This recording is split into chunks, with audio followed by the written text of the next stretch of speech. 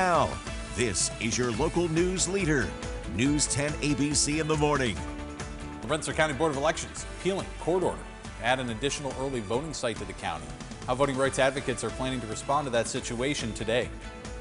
And officials in the Cambridge School District still holding off on a decision on whether or not to change the school's mascot. What happened at last night's meeting about that controversial issue? And if you're looking for a summer gig, a popular spot may have just what you're looking for. Hundreds of jobs available at this weekend's job fair at the Saratoga Racecourse. Good morning, everybody. Happy Friday. You made it to the end of the week. Yes, and after a fabulous day yesterday, it leaves you wanting more. And I know today's not going to be as lovely, but at least we had yesterday. And it's going to feel lovely, though, all day long. So we have that. It's just we're trading the sunshine for more clouds as we go through the day. But now Mary has to check the traffic. Good morning. Hey, good morning. And really all of our Capital Region roads are looking fine except for that crash on 787. We're getting some more information. We understand that 2 exits are closed because of that crash involving a garbage truck, exits 3A and 3B. Let's get straight out to News 10's Juliana Bruno. She is getting a live look at the scene there. A pretty scary situation. Juliana, what are you seeing? Mary, it's definitely an interesting sight. We're hoping everyone's okay. We have reached out to New York State Police. There are troopers here on scene. We haven't heard back, but I want you to take a look at this. We've got Albany Fire Department on scene, state troopers. They've got crane trucks. Looks like they're attempting to move that county waste truck. That looks like it's tipped on its side. It was traveling southbound on 787. That's what it looks like, at least. Again, we're not sure when this happened, but it's important to note that it is affecting commutes. If you usually take the 3A exit ramp here, it appears it'll be closed for some time, but we're going to keep an eye on it and continue to try to get more information from state police about what exactly happened here. But for now, I'm reporting live in Albany. Juliana Bruno, News 10 ABC. All right, thanks for giving us that live look. We'll keep you updated throughout the morning. You can always download our free News 10 ABC app for live updates. A New York State trooper shot by a man out in Broome County near Binghamton has been released from the hospital. New York State Police releasing these photos here of Trooper Becky Seeger, who was shot while checking on the well-being of a man in Colesville. 34-year-old Jason Johnson accused of shooting Trooper Seeger Wednesday morning, then taking off in his truck. There's a picture of him right there. He was found and arrested last night. Trooper Seeger now back home, continuing her recovery. 2 teens are behind bars for a deadly shooting on Quayle Street in Albany. 2 19-year-olds accused of shooting and killing 29-year-old Devin McLaughlin on the 200 block of Quayle Street back on May 30th. Now, they're charged with second-degree murder and weapons charges, both suspects now in the Albany County Jail. The Rochester Police Department once again under scrutiny over an arrest made in the city. And we're now getting a look at the video of what happened, so check it out here. It's a 14-minute video overall posted on YouTube, and it's important to note here, this is not police body cam footage. In the video, you see police confront a man named Jarvis Lewis, who was wanted for multiple felonies. He struggles with police. We see officers strike him. Police say Jarvis had a loaded gun at the time. If something is serious enough, so like in this instance, beforehand, where this person had a handgun, and you know he has a handgun, I'm not going to hold you to what specific techniques you utilize.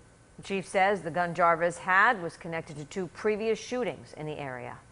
In coverage now as a man has been arrested and charged with throwing a brick into an upstate congressman's campaign office and leaving a dead rat in the congressman's home. According to police, Jack Kahopka threw the brick into Congressman Tom Reed's office back in August of last year. Then in October, a dead rat and another brick were left in Reed's family's home. Kahopka now faces charges of making terroristic threats and criminal mischief. Congressman Reed says he's relieved he's finally been apprehended. My family and I want to extend a message to this individual and to his family that we hope that as we go forward that some healing and that some help can be extended to this individual. And so hopefully we can all learn from this, and what we can do is move forward in a positive way from this. Police say Kahopka remained cooperative and is being held in the Steuben County Jail.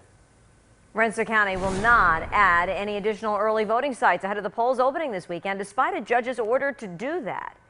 Now, the Board of Elections had until Wednesday to select a 4th voting site to comply with the Supreme Court judge's order, following the original lawsuit by New York State Attorney General Letitia James, who claimed that the lack of additional early voting sites was negatively impacting minority and low-income voters. The Board of Elections has since filed an appeal. News 10 went down to the office yesterday to learn more about the delay. Here's what we were told.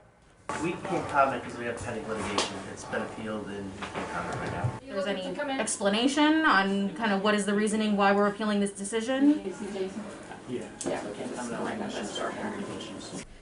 Voting rights groups, including the Troy Coalition of Black Voters, saying they've tried to work with the Board of Elections to propose alternatives for a new site, but were turned down with no explanation as to why. And happening today, residents in Troy will be holding a rally in response to the BOE's decision to delay that additional early voting site.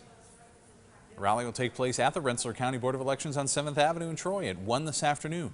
League of Women Voters of Rensselaer County says the rally is meant to show support for the addition of another site for those who need it ahead of the June primary, which is later this month on the 22nd. Stay with News 10 on air and online for continuing coverage of that story. To Cambridge Central School District now, where a decision still has yet to be made on whether to change the district's controversial mascot, the Indians. During last night's meeting, board members said that they've made progress about what to do regarding the name and logo design, but we're not ready to vote on it just yet. Meanwhile, community members are split. Some believe the mascot displays a sense of pride, while others just find it offensive. To me, it's a sign of courage. It's a sign of, being a fighter and not giving up.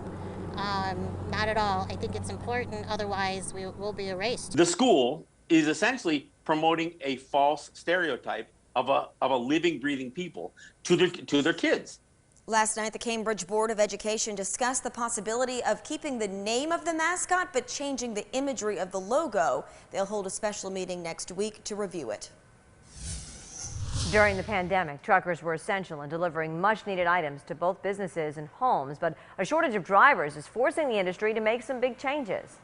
Unlike other industries, there was a shortage in drivers far before the pandemic started, due to things like long hours and even weeks on the road, as well as a whole generation of drivers now entering retirement. And now trucking companies are offering incentives never seen before. A typical entry-level salary 10 years ago might have been $35,000, and now people are seeing more like $55,000 in their first year. And the pay can go even higher in the $60,000 to $70,000 range for jobs that require additional tasks like unloading. Recruiters say there are more opportunities than ever before for people who are able to get commercial driver's licenses. Well, happening today, NYRA is hosting its annual job fair at the Saratoga Race Course. Hundreds of jobs available, from everything like guest services to parking attendants and security. The two-day fair begins today. It ends tomorrow, Saturday. The season there at the spa begins July 15th and runs through Monday, September 6th. For more information on the jobs that are available, simply head to our website, news10.com. 6:39 right now, getting out of downtown and into the great outdoors. CDTA kicking off a special bus service this weekend to bring people free of cost to local parks and preserves. The Nature Bus launching this Saturday, June 12th. It will pick people up from half a dozen locations in Albany and take them to locations in Albany County, including the Tivoli Lake Preserve, the Helderberg Hudson Rail Trail in Slingerlands, and Thatcher State Park. And the bus will make 4 round trips every Saturday. This will only happen on Saturday, so take advantage from June until the end of September. And we've got more information posted online at news10.com. It's a great idea. 6:39 right now. 6:40 coming up here on News 10 ABC. The FDA approving a new treatment for weight loss. Find out how the drug works, who's now eligible to get it. And 3 incredible women celebrating an amazing milestone together this week. Up next, we're going to introduce you to Ruth, Edith, and Lorraine, better known as New York City's Golden Girls.